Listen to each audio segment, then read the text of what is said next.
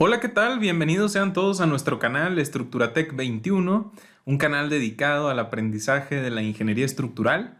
El día de hoy estoy muy contento de saludarlas y de saludarlos a todos en esta nueva emisión de nuestro canal. ¿Cómo la están pasando? ¿Están de vacaciones en el verano? Espero que se estén cuidando muchísimo ante esta tercera oleada de contagios, sobre todo quienes no estén vacunados o quienes estén dentro del rango de edades críticas actualmente en esta tercera oleada.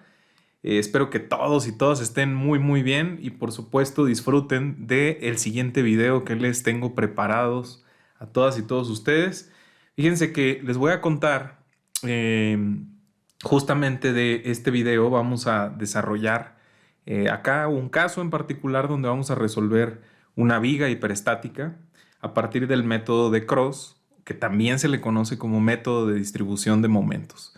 Seguramente se están preguntando por qué hago el brinco a un tema de análisis estructural. Recuerden que existe una sección en el canal que se llama mecánica estructural y va a cobrar justamente vida esta sección acerca del análisis estructural porque quiero compartir con todas y todos ustedes esta sección de manera enriquecida y ahora con un enfoque hacia el análisis de estructuras hiperestáticas. Por ahí he estado recibiendo muchos comentarios de todas y todos ustedes acerca de estos temas.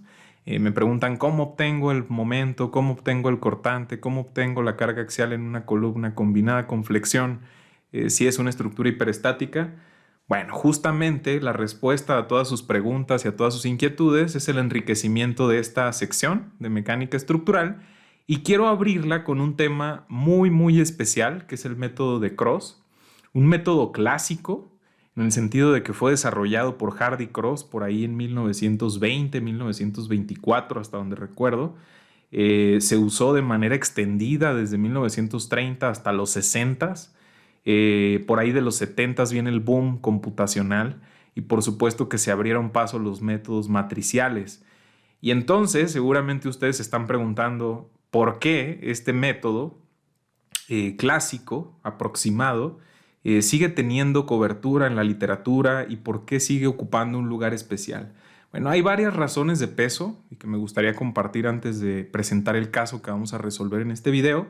Y una de ellas es que los métodos aproximados, por muy clásicos que sean, pueden brindarnos muchísima luz acerca de cómo solucionar de manera rápida un sistema, pero sobre todo verificar los resultados productos de la modelación estructural en programas comerciales. El hecho de que nosotros modelemos ya estructuralmente todos nuestros sistemas en programas o en paquetes computacionales no nos exime de la responsabilidad de hacer revisiones particulares de los resultados. A menudo les comento a mis estudiantes, si ustedes saben usar muy bien un software de análisis, pues necesitan garantizar que los resultados que arroje el programa y sobre todo que las variables de entrada que ustedes proporcionan pues sean las adecuadas. Si a estos programas ustedes les introducen basura, pues basura va a salir, son cajas negras. En ese sentido, y no estoy en contra, repito, del uso de la tecnología, sino todo lo contrario, me considero muy progresista en este sentido. Sin embargo, los métodos de este tipo pues pueden funcionar de maravilla para inspeccionar de manera rápida los resultados que están arrojando estos programas. Y en ese sentido me parece importantísimo hablar en primera instancia de un método muy importante porque se resuelve o permite resolver vigas continuas o marcos hiperestáticos de manera muy rápida, de manera iterativa, sin tener que solucionar ecuaciones simultáneas y de una manera muy sencilla que espero transmitirles a todas y todos ustedes el día de hoy. Ya no voy a hablar más porque podría aquí contar un poquito de historia acerca de estos métodos que son muy interesantes, pero este es un canal enfocado a la práctica y así lo entiendo. Así que vamos a lo que nos toca, que es la solución de un caso práctico a partir del método de Cross. Así que acompáñenme. Si no se han suscrito al canal, pues ¿qué están esperando? Suscríbanse, por favor. Déjenme sus comentarios, compartan el video a sus compañeras y compañeros, que estoy seguro que les va a servir y a ser de mucha utilidad en su aprendizaje y en su crecimiento ingenieril. Vamos a discutir el caso que les he preparado. quiero que analicemos en conjunto, a partir del método de Cross, esta viga continua que tiene apoyos en A y D de tipo fijo o empotrados. En B y C tiene apoyos simples.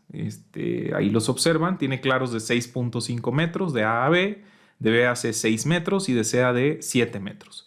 Y lo que observamos en términos de cargas, imagínense que las cargas últimas son 4.5 toneladas sobre metro, que es la carga uniformemente distribuida, y tiene una carga puntual de 7.5 metros justamente a la mitad del claro o del tramo entre B y C.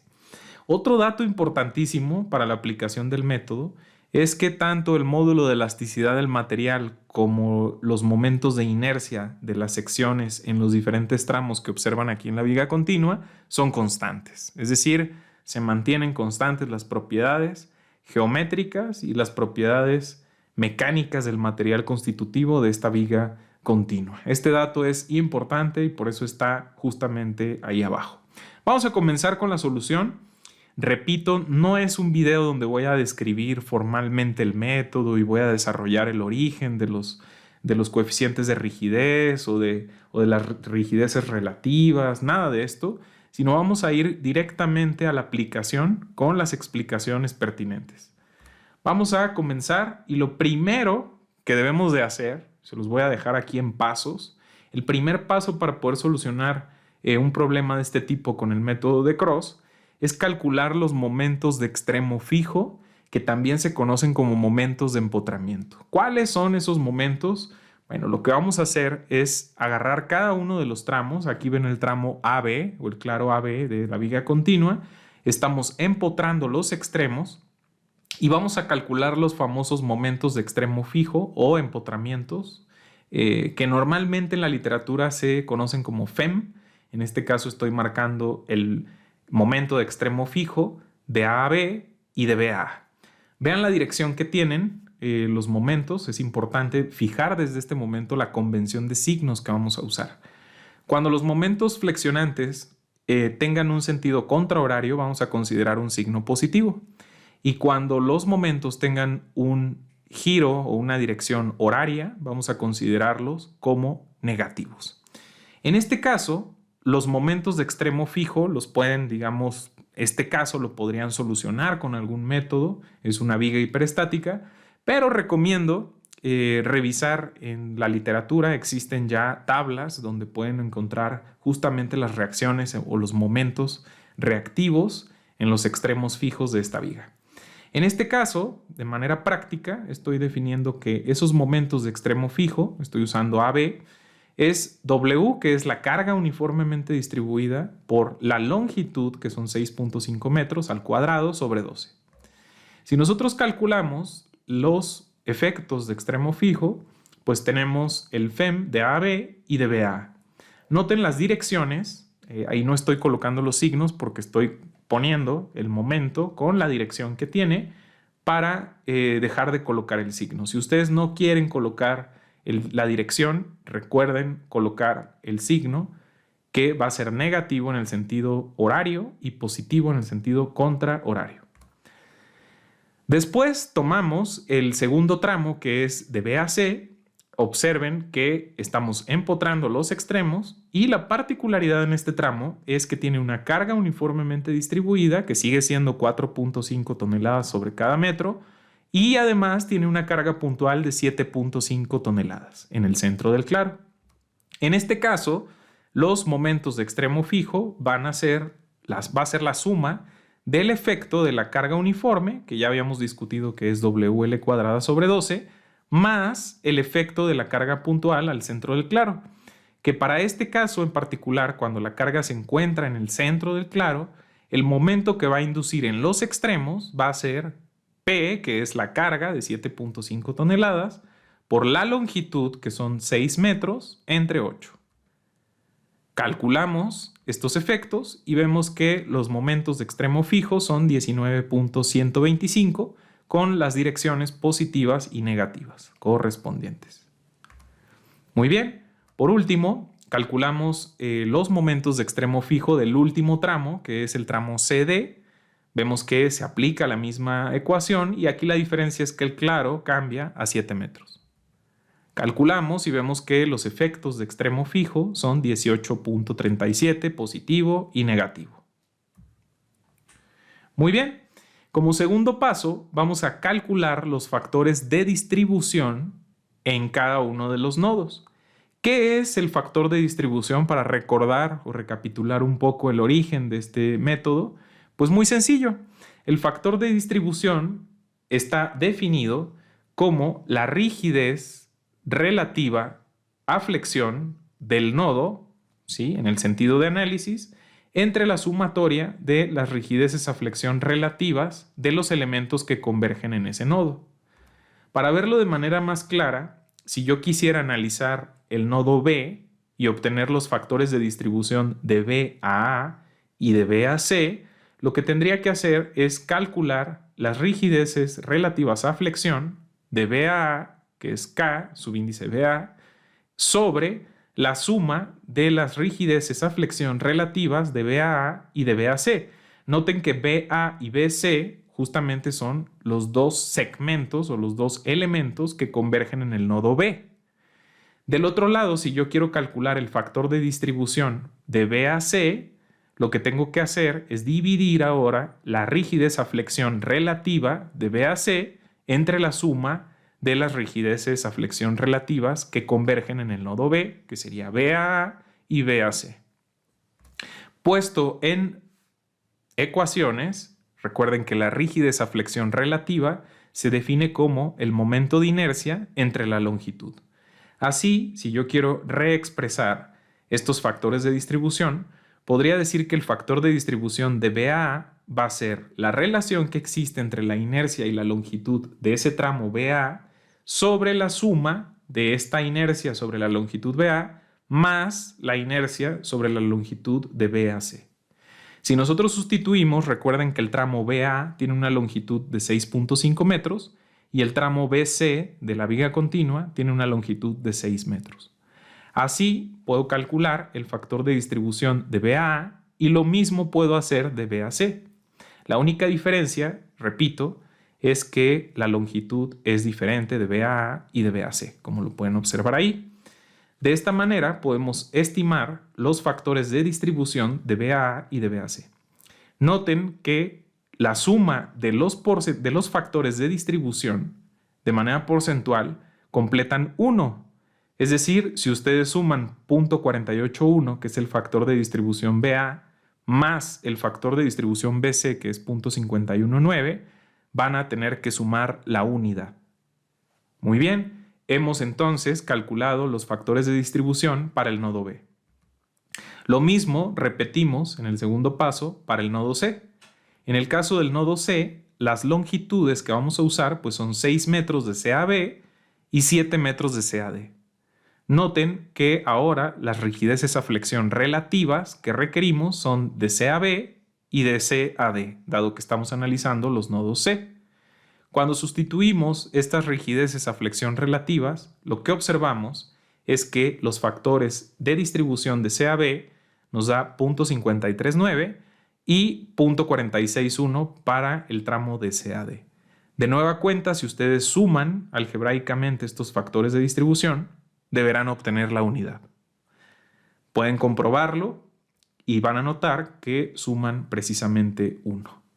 Muy bien, en el segundo paso hemos entonces calculado los factores de distribución en aquellos nodos donde no había un empotramiento. Si se dieron cuenta, lo calculamos para el nodo B, donde teníamos un apoyo simple, y lo calculamos para el nodo C, donde también teníamos un apoyo simple. Muy bien.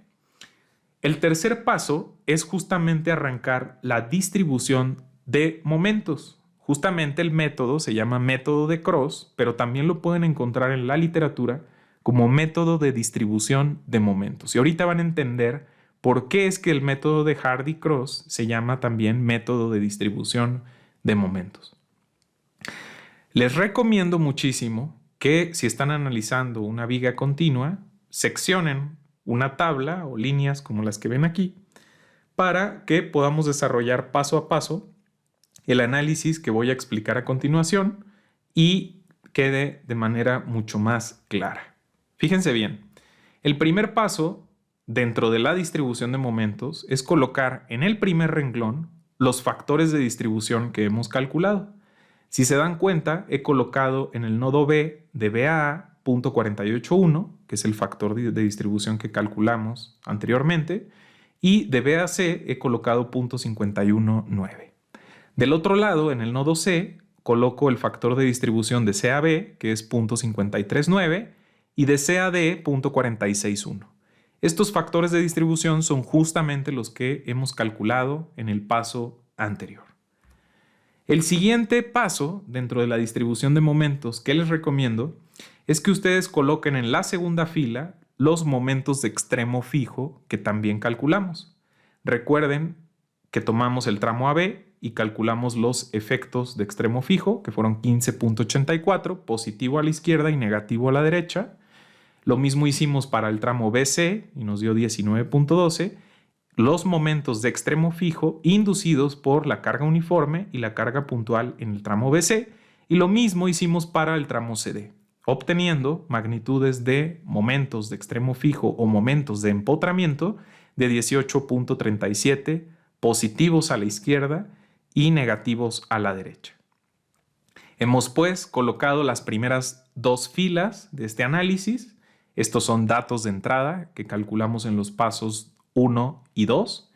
Y el siguiente paso en esta metodología es lo que se conoce como balance de nodos. Quiero que pongan toda su atención aquí porque aquí está justamente la clave del famoso método de Hardy-Cross, que dice lo siguiente.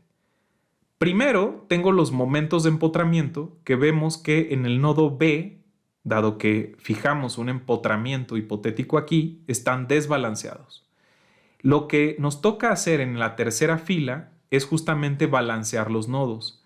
¿Cómo vamos a hacer eso? Muy sencillo. Lo que vamos a hacer es sumar algebraicamente los dos momentos de empotre que tenemos aquí. Si nosotros sumamos 19.12 más menos 15.84, vamos a tener una magnitud que es el momento de desbalance, ¿sí? O el momento de desequilibrio en el nodo B. Si ese momento de desbalance o de desequilibrio que nos da, repito, de 19.12 menos 15.84, nos da 3.28 toneladas por metro. Ese momento que está desequilibrado lo van ustedes a multiplicar por los factores de distribución que tenemos en el primer renglón. Si la diferencia, repito, nos da 3.28 y ustedes lo multiplican por 0.481, que es el factor de distribución de B a A, obtienen 1.57. Algo muy importante aquí en esta indicación es que la diferencia o la suma algebraica de los momentos de empotre les da un momento positivo. Cuando ustedes lo multiplican por el factor de distribución, en el balance del nodo deben de colocarlo con el signo contrario. Esto es importantísimo en el método. Así, hemos calculado el momento de desequilibrio y lo multiplicamos por el factor de distribución y nos da 1.57. Lo estoy cambiando el signo contrario, dado que me da positiva la suma algebraica, por el factor y le cambio el signo. Lo mismo, repito, con el siguiente segmento.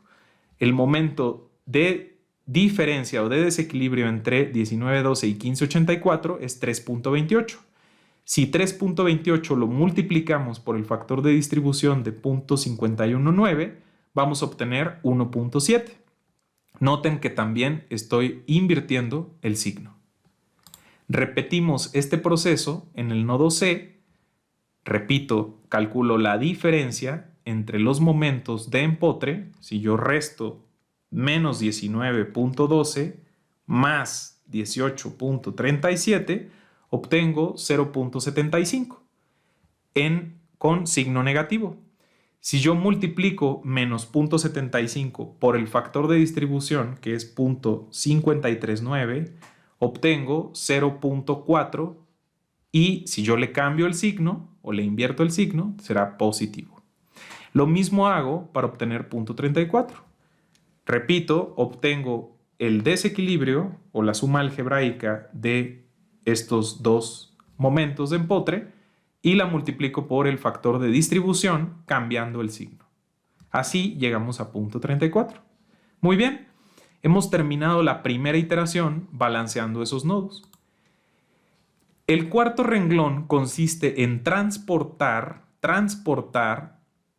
la mitad o el 50% de los momentos o del balance de los nodos que acabamos de hacer en el paso anterior hacia las diferentes zonas. Voy a empezar transportando o trasladando la mitad o el 50% de 1.57 hacia el nodo A. Así, traslado o transporto 0.785 negativo hacia acá. Posteriormente, tomo el siguiente momento y traslado su 50% hacia el nodo C. Lo mismo hago trasladando el 50% de 0.4, que está aquí en el nodo C, hacia la dirección contraria a B. Y lo mismo repito para punto 34. Traslado el 50% hacia el extremo D. Estos serán mis nuevos momentos que serán la base para continuar con el balance en los nodos. Este punto 2 que tengo acá como resultado en el nodo B, ahora lo tengo que balancear en la siguiente fila repitiendo el procedimiento anterior. Si yo multiplico punto 2 por punto 48.1, que es el factor de distribución, y le cambio el signo, obtengo menos 0.096. Si yo a punto 2 lo multiplico por punto 51.9 y le invierto el signo, llego a menos 0.104. Lo mismo hago con el nodo C, donde tengo el momento transportado de menos 0.85, multiplico por 0.539 y obtengo, cambiándole el signo, el siguiente balance. Lo mismo hago, menos 0.85 por 0.461, el resultado con el signo cambiado, repito, es 0.392. Muy bien, he balanceado los nodos de nueva cuenta. Repito el proceso y traslado el 50% hacia los lados. Estoy mandando el 50% para acá, el 50% para acá, el 50% para acá. Respeto signos, 50% de 0.392 es 0.196.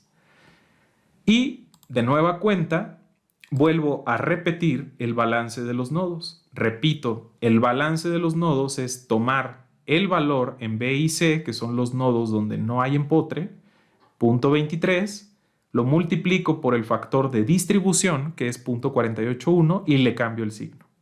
Y lo mismo repito con el otro factor de distribución. Aquí hay algo bien interesante. Deben de notar que uno de los indicativos para parar estas iteraciones, lo dijimos al principio, el método de Cross es un método iterativo que nos libra de calcular ecuaciones o sistemas de ecuaciones simultáneas. Un indicativo de que es momento de parar las iteraciones es justamente observar los balances que tenemos. Fíjense que las magnitudes son casi iguales en este balance último de nodo, 0.028, 0.023, 0.111, 0.119, con el mismo signo. Este es un indicativo claro de que estamos listos para parar la iteración. Si estos valores en el balance de nodos se parecen ya mucho, solo trasladamos o transportamos por última vez el 50% de estas magnitudes a cada uno de los lados. De esta manera, lo que vemos es que hemos ido experimentando una reducción en el transporte o en las magnitudes del transporte, dado que estos momentos o este balance en nodos ya es muy parecido. Este es un indicativo de que podemos parar la iteración y entonces dar el último paso en la distribución de los momentos. ¿Cuál es el último paso? Muy sencillo. Vamos a sumar algebraicamente todo lo que tengamos aquí en el extremo. Si yo sumo 15.84 menos 0.78 menos 0.048 menos 0.055, llego a obtener un momento en el extremo A de 14.95.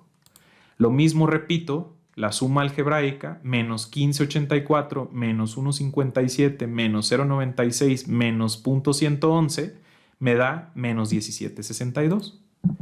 Repito las operaciones del otro lado, 1912 menos 17 más 0.20 menos 0.10 más 0.23 menos 0.11 más 0.01 y llego a obtener un momento de 17.64 positivo. Observen que son ya muy parecidos. Justamente hemos logrado la distribución de momentos en el nodo B. Lo mismo repetimos sumando algebraicamente toda la columna, respetando los signos y obtengo menos 19.19. Si yo sumo el lado derecho en C, obtengo el espejo, pero positivo. Y por último, sumo todas las magnitudes de los momentos flexionantes en el nodo D. De tal manera que el cuarto paso será obtener los cortantes a partir de estos momentos que hemos descubierto. ¿Cuál es la interpretación del análisis previo que logramos? Vamos a colocar justamente, primero recomiendo que seccionen en estos diagramas los tres tramos. Estoy aquí representando los momentos que hemos obtenido de la distribución o del proceso de distribución de momentos de Cross. Vemos que obtuvimos en el nodo A un momento de 14.95 positivo, en el nodo B menos 17.6 y por eso lo estoy colocando en el sentido horario, más 17.6 en el nodo B, menos 19.1 en el nodo C, más 19.1 en el nodo C pero en el siguiente tramo y menos 18 en el nodo D. De esta manera yo puedo dar el cuarto paso, que es obtener los cortantes por equilibrio en cada uno de los tramos que observan aquí a partir de las cargas externas y de los momentos flexionantes que acabamos de obtener en la distribución de momentos. Voy a aislar el primer tramo, que es AB, y lo voy a mostrar aquí un poco más grande. Vean que tenemos los momentos y estoy colocando aquí los cortantes en A y en B. Noten que en B estoy usando un subíndice 1. ¿Por qué? Porque el nodo B también tiene su espejo del otro lado y vamos a obtener también la componente de corte para el siguiente tramo. ¿Cómo voy a obtener estos valores de cortante? Pues muy sencillo. Voy a hacer sumatoria de momentos en algún nodo que yo elija. En este caso voy a elegir el nodo A y voy a aplicar la sumatoria de momentos. 14.95, que es un momento positivo, contrahorario, menos 17.6 toneladas por metro del otro extremo, menos la resultante de 4.5 por 6.5 por su brazo de palanca, que es 3.25, más el efecto de corte V subíndice B1 en este extremo por toda la distancia de 6.5. Como el cortante BA no hace momento dado que pasa por el nodo A, pues se elimina. De esta manera puedo llegar a encontrar la magnitud del cortante V subíndice B1. Me da 15 toneladas. Voy a repetir, ahora voy a usar la sumatoria de fuerzas verticales para poder calcular la componente de corte en A. Tengo menos 4.5 por 6.5 más el corte que acabo de obtener de 15.03 en el extremo derecho más V subíndice A. De aquí despejo el cortante en el extremo izquierdo, que es el nodo A, y obtengo 14.22 toneladas.